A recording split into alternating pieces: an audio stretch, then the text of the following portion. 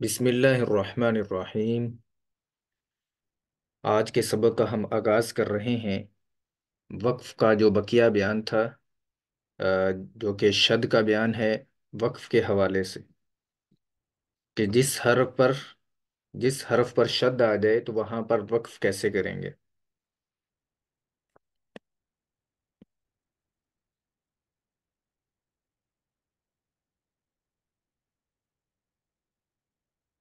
باقی کے جو قواعد ہیں وہ آپ نے اسی طرح پڑھنے ہیں،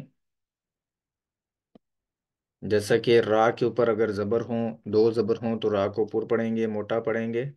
اور ہم جو ہے وہ وقف کا بیان دیکھتے ہیں کہ آپ نے ان پر وقف کیسے کرنا ہے۔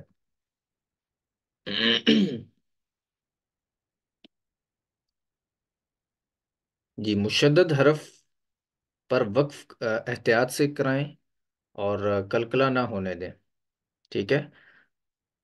مشدد حرف پر جب ہم وقف کرتے ہیں تو بعض اوقات ہم کیا غلطی کرتے ہیں کہ اس کو کلکلا کر دیتے ہیں، یعنی اس کو ابھار دیتے ہیں۔ جس لفظ کو ہم وقف کر رہے ہوتے ہیں شد والے حرف پر، تو ہم وقف کرتے ہوئے اکثر اوقات یہ غلطی کرتے ہیں کہ اس لفظ کو ابھار دیتے ہیں، کلکلا کر دیتے ہیں، جیسا کہ یہاں پہ لکھا ہوا ہے امرو۔ تو اب جب یہاں پہ ہم وقف کریں گے تو ہم نے را کو سب سے پہلے ساکن کرنا ہے وقف کے قواعد کے مطابق، ٹھیک ہے۔ اس کے اوپر پیش ہے تو پیش کو ہم ساکن کر دیتے ہیں وقف کی صورت میں، اور پیچھے جو باقی رہ جائے گی وہ ہے شد۔ تو شد کی وجہ سے اس حرف پر ہم تھوڑا سختی سے وقف کریں گے، مطلب سخت الفاظ آواز کے ساتھ یہاں پہ رکیں گے، جیسا کہ امر سے امر اس طرح سے پڑھیں گے، ٹھیک ہے۔ امر، را کو تھوڑا سختی کے ساتھ جو ہے وہ ادا کریں گے شد کی بنا پر۔ تو اب یہاں پہ غلطی کیا کرتے ہیں، امرو پر وقف کرتے ہیں امر اس طرح سے، اور ہم کس طرح سے کر دیتے ہیں غلط طریقے سے، امر امر اس طرح۔ اگر یہ تھوڑا سا ہل جائے تو وہاں پہ کلکلا ہو جاتا ہے، جیسا کہ غنیجن ہے تو اس پر وقف کرتے ہیں غنیج ایسے، تو ہم کیسے کر دیتے ہیں غنیج۔ اب تھوڑا سا ان کو ہلائیں گے تو وہ کلکلا ہو جائے گا۔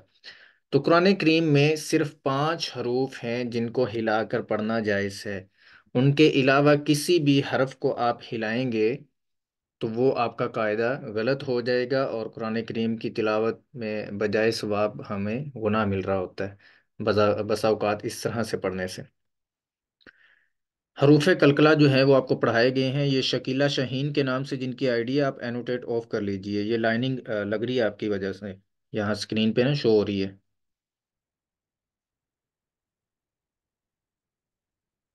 آپ صرف اپنے سبق پر توجہ دیا کریں، اسکرین پہ ٹچ نہیں کیا کریں، جزاک اللہ خیر۔ مشدد حرف پر وقف احتیاط سے کرائیں اور کلکلا نہ ہونے دیں، تاہم اگر کلمے کا آخری حرف حروف کلکلا ہو، اگر کلمے کا آخری حرف حروف کلکلا میں سے ہو تو وہاں کلکلا ضرور کروائیں، جیسا کہ بالحق، اس میں قاف حروف کلکلا ہے، قطب جدن میں قاف آتا ہے، اور یہاں پہ اس کی شرط بھی پائی جا رہی ہے کہ بالحق اس کے نیچے زیر ہے، اور جب وقف کی صورت میں زیر آتی ہے تو ہم اس کو کیا کر دیتے ہیں، ساکن کر دیتے ہیں۔ جب ہم نے اس کو ساکن کر دیا تو آٹومیٹکلی جو ہے اس میں کلکلا کی شرط پائی جا رہی ہے، تو اس لیے ہم اس کو ابھار کر پڑھیں گے، بالحق کو بالحق کو اس طرح سے وقف کریں گے، بالحق کو۔ تو یہاں پہ ایک حرف پر 3 چیزیں شامل ہو رہی ہیں، جیسا کہ سب سے پہلے یہ خصہ ضغط تنقیز میں سے قاف ہے، اس کو موٹا پڑھیں گے، ٹھیک ہے۔ ایک چیز کہ یہ موٹے حروف میں سے ہے، خصہ ضغط تنقیز جو کہ حروف مستعلیہ ہیں، قاف ان میں سے بھی ہے، اور دوسری بات کہ یہاں پہ وقف ہو رہا ہے، وقف کی صورت میں ہم اس کو ساکن کر دیں گے، قاف کے نیچے زیر ہے تو وقف کی صورت میں ہم اس کو ساکن کر دیں گے، جزم لگا دیں گے قاف کے اوپر۔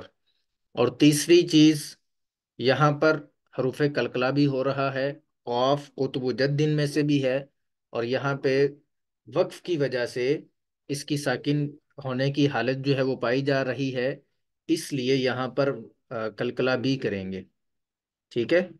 موٹا بھی کریں گے، کلکلا بھی کریں گے، اور وقف بھی کریں گے۔ تو بالحق کو، بالحق کو، یہ آپ کا موٹا بھی ہو گیا، کلکلا بھی ہو گیا، اور اسی طرح آپ نے یہاں پہ وقف بھی کر دیا۔ را، نون اور یا مشدد پر وقف احتیاط سے کریں۔ جیسے امرو، یہاں پہ اس را کو ہلانا نہیں ہے آپ نے، امرو کو آپ نے صرف سختی سے پڑھنا ہے وقف کی صورت میں، امر، اس طرح سے صرف را کو ہم نے ساکن کرنا ہے، آپ کی جو شد ہے وہ وہیں پہ ہی رہے گی۔ اسی طرح لہن، لہن کا جو قاعدہ ہے وہ یہ ہے کہ نون اور میم جب مشدد ہوں، نون اور میم یہ دو حروف جب ان کے اوپر شد آ جائے تو ہمیشہ گناہ کرتے ہیں، ٹھیک ہے؟ یہ ابھی ہم قواعد پڑھیں گے، گناہ کی قواعد میں سب سے پہلی یہی چیز آئے گی کہ گناہ ہمیشہ کب ہوتا ہے، کب کرنا جائز ہے، اور کن صورتوں میں گناہ ہوگا یا کن صورتوں میں گناہ نہیں ہوگا۔ تو وہ ساری صورتیں انشاءاللہ العزیز ہم ڈیٹیل سے پڑھیں گے، یہ بہت زبردست بیان ہے گناہ کا۔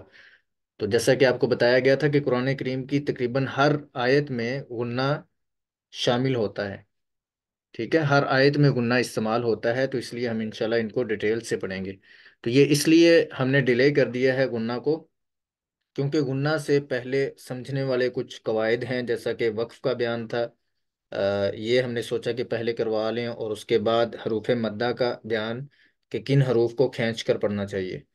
جب یہ آپ کے مکمل ہو جائیں گے تو پھر انشاءاللہ العزیز گناہ کی آپ کو اچھی طرح سے سمجھ آئے گی۔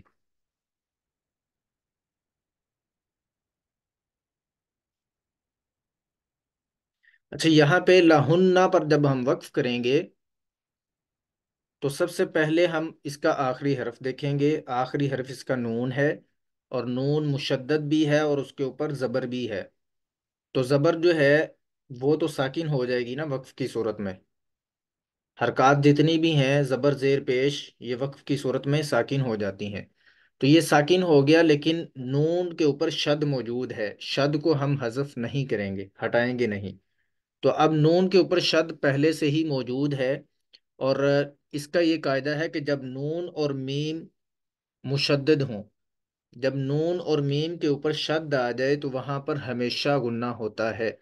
تو لہٰذا یہاں پہ وقف کرتے ہوئے ہم نون کو ساکن تو کر دیں گے، لیکن ساتھ گناہ بھی کریں گے، اس لیے کیونکہ غنہ کی یہاں پہ شرط پائی جا رہی ہے کہ نون اگر اس کے اوپر شد آ جائے یا میم کے اوپر شد آ جائے تو وہاں پہ ہمیشہ گناہ کرتے ہیں، چاہے وقف ہو رہا ہے، چاہے درمیان میں آ رہا ہے، چاہے شروع میں آ رہا ہے، ٹھیک ہے؟ تو اب گناہ کیسے کریں گے یہاں پہ؟ لہن، ایسے اس کو چھوڑ دیں گے، ٹھیک ہے؟ لہن، آواز کو ناک میں لے کے جائیں گے اور ایک الف کے برابر ٹھہرائیں گے۔ تو غنہ کا بیان بعد میں انشاءاللہ العزیز ہم پڑھیں گے، تو پھر آپ جو ہے وہ ڈیٹیل سے سارے قواعد سمجھیں گے انشاءاللہ۔ تو ابھی ہمارے جو قواعد چل رہے ہیں وہ ہے وقف کا بیان، تو آپ نے ان کو سمجھنا ہے کہ لہنہ میں آخری حرف کو ہم نے ساکن کیا، لیکن ساتھ ہم غنہ بھی کریں گے نون مشدد کی وجہ سے۔ اسی طرح آگے ہے غنیجن، غنیجن میں آخری حرف یا ہے، اور یا کے اوپر دو پیش کی تنوین ہے۔ تو دو پیش کی تنوین کو بھی وقف کی صورت میں ہم ساکن کر دیتے ہیں، تو اس کو پڑھیں گے غنیج، سختی سے پڑھیں گے غنیج۔ اگر ہم اس کو تھوڑا سا ہلائیں اس طرح سے غنیج تو یہ غلط ہو جائے گا، یہ کلکلا بن جائے گا، جبکہ کتب و جدن میں یا نہیں ہے۔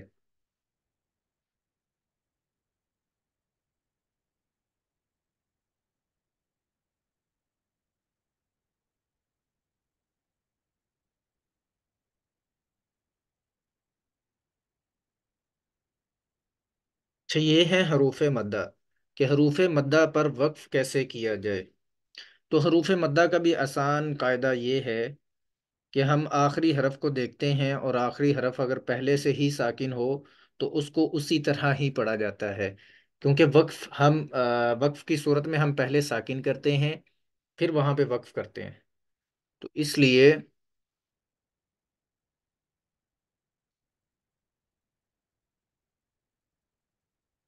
اس لیے یہاں پہ ہم اسی طرح ہی پڑھیں گے، جیسے قال، یہاں پہ الف ہے، اور الف جو ہے وہ پہلے سے ہی ساکن کی طرح ہے، الف پہلے سے ہی ساکن ہوتا ہے، تو اس لیے اس کو اسی طرح ہی پڑھیں گے۔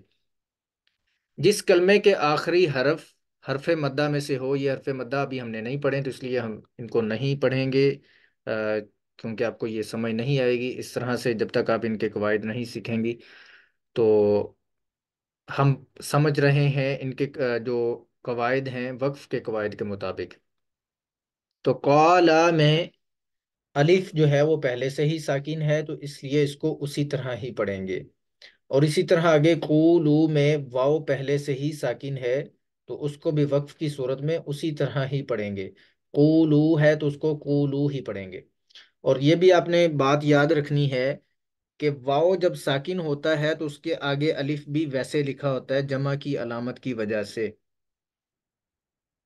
جیسے قالو یا قولو، جہاں پہ بھی واو ساکن ہوتا ہے تو یہ جمع کی علامت ہوتی ہے، اس لیے اس کے ساتھ بھی الف ویسے لکھا ہوتا ہے، جبکہ اس کا آخری حرف الف نہیں ہے، واو ہے۔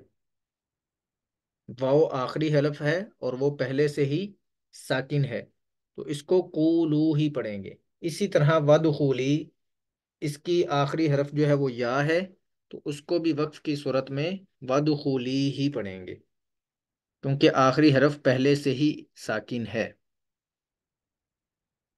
فرحت عثمان صاحب جو آئی ڈی ہے فرحت عثمان کے نام سے، وہ اپنا کیمرہ آف رکھیں۔ آپ کا کیمرہ یہاں سے آف کیا جاتا ہے، وہ پھر جو ہے وہ آن کر لیتے ہیں۔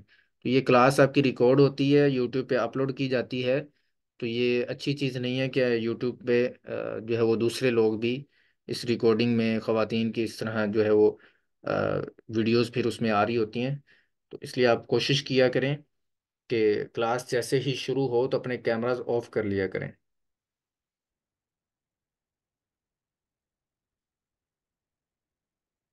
ہم انشاءاللہ اس کا بھی کوئی حل بناتے ہیں کہ آپ کے کیمرہ جو ہے وہ پہلے سے ہی بند ہوں، ٹھیک ہے؟ آج انشاءاللہ العزیز کلاس کے بعد ہم سیٹنگ کر دیتے ہیں زوم اپلیکیشن کی کہ آپ کیمرہ آن کر ہی نہ سکیں اس میں۔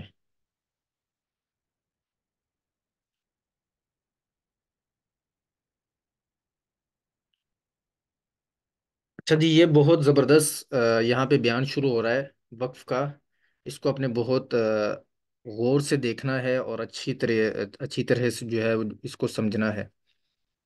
جس کلمے کے آخری حرف پر حرف مدہ ہو، اس پر وقف کرنے کی صورت میں آخری حرف کو ساکن کر کے حرف مدہ پر 3 یا 4 الف کے برابر مد کر سکتے ہیں۔ یہ ایسے آپ کو سمجھ نہیں آئے گی جب تک ہم اس کو نہیں پڑھیں گے، تو سب سے پہلے ہم حروف مدہ کو پڑھ لیتے ہیں تاکہ ہم باقی کا بیان مکمل کر لیں۔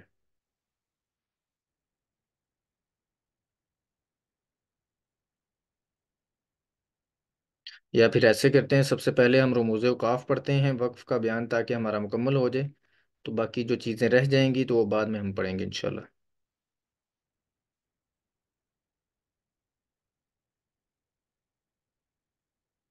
قرآنی رموز اوقاف، قرآن کریم میں ایسے چھوٹے چھوٹے جو سائنز ہوتے ہیں ان سے کیا مراد ہے، ان کو ابھی ہم انشاءاللہ العزیز پڑھ رہے ہیں۔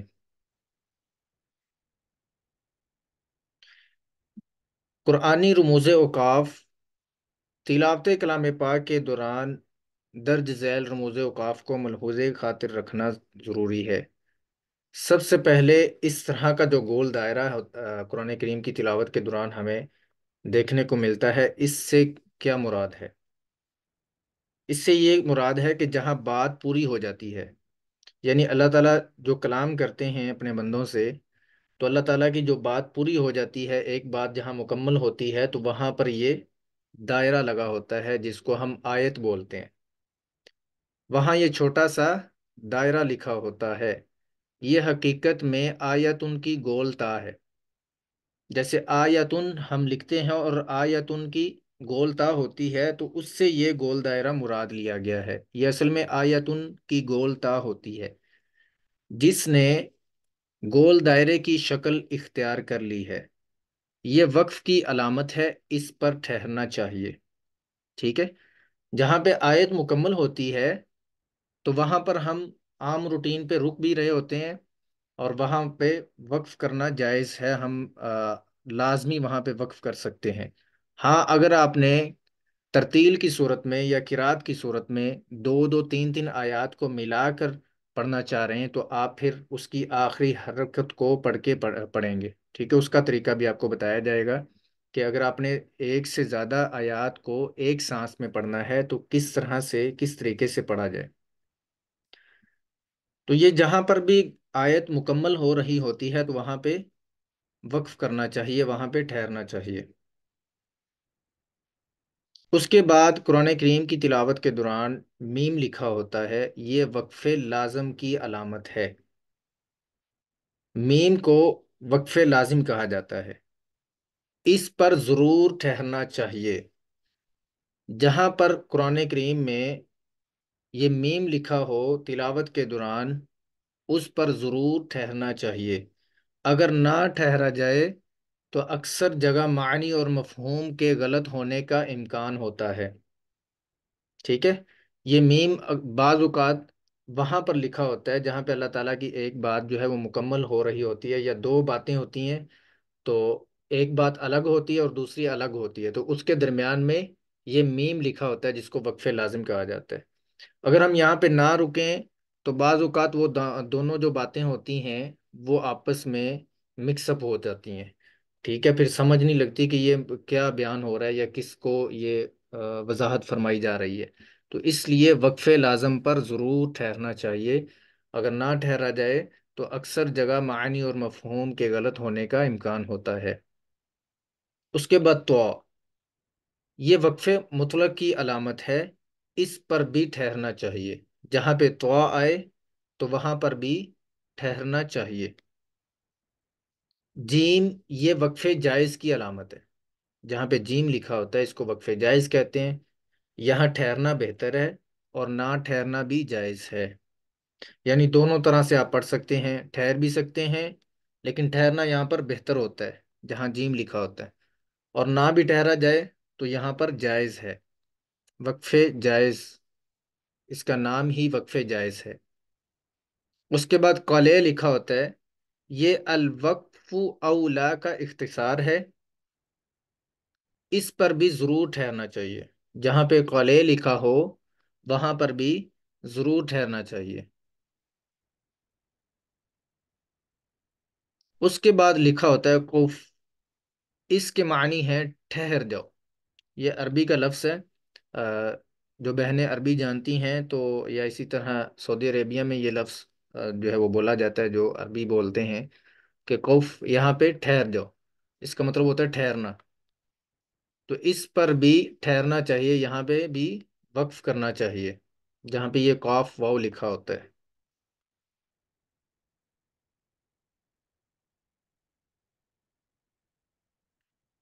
درج ذیل رموز اوقاف پر نہیں ٹھہرنا چاہیے۔ اب پیچھے والے جو ہم نے پڑھے ہیں، یہ اوپر والے طوا جیم قلع قف، یہ چار رموز اوقاف ایسے ہیں کہ جہاں پر ٹھہرنا چاہیے، یہ آپ نے نوٹ کر لینا ہے، بلکہ ان کو یاد کر لیں۔ طوا جیم قلع قف، یہاں پر لازمی ٹھہریں، ٹھیک ہے؟ اور ان کے علاوہ جو ہیں، جو آگے ہم پڑھ رہے ہیں وہ ہیں درج ذیل رموز اوقاف پر نہیں ٹھہرنا چاہیے۔ وہ کون سے ہیں؟ سب سے پہلے لام الف لا،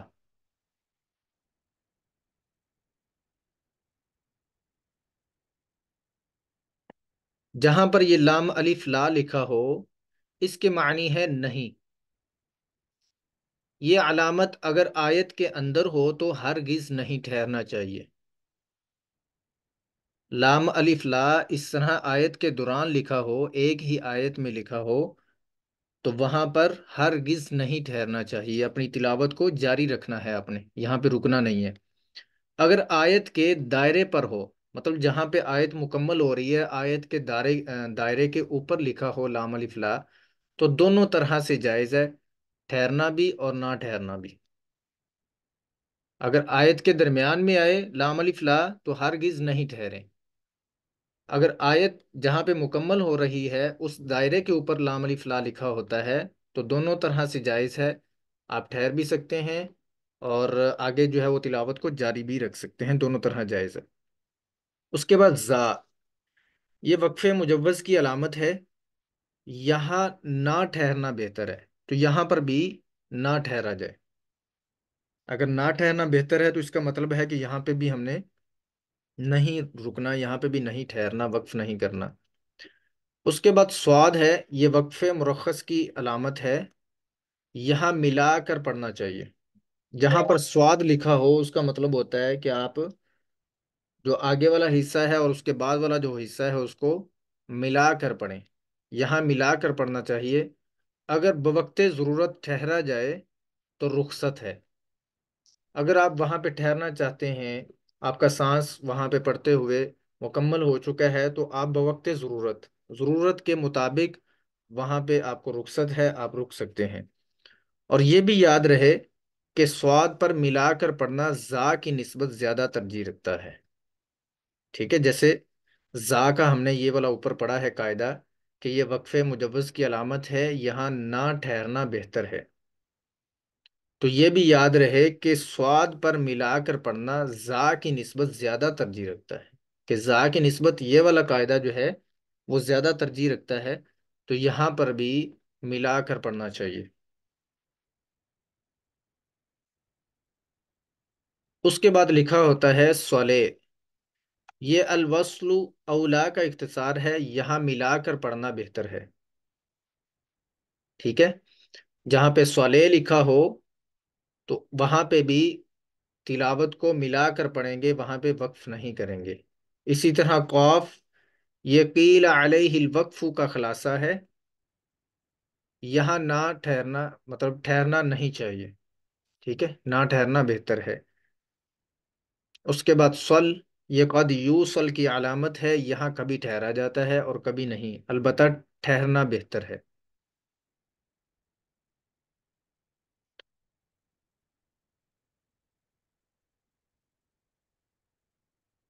یہ اگر اس طرح سے ہم دیکھیں ان کو،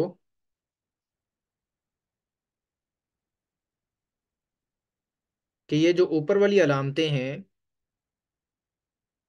یہ والی ایک تو آیت والی، اس کے بعد میم تو جیم قلے قف، تو یہاں پر لازمی ٹھہرا جائے، اور اس کے بعد جو ہے یہ والی، تو یہاں پر نہیں ٹھہرنا چاہیے، ٹھیک ہے؟ اس طرح سے آپ ان کو یاد رکھ سکتے ہیں۔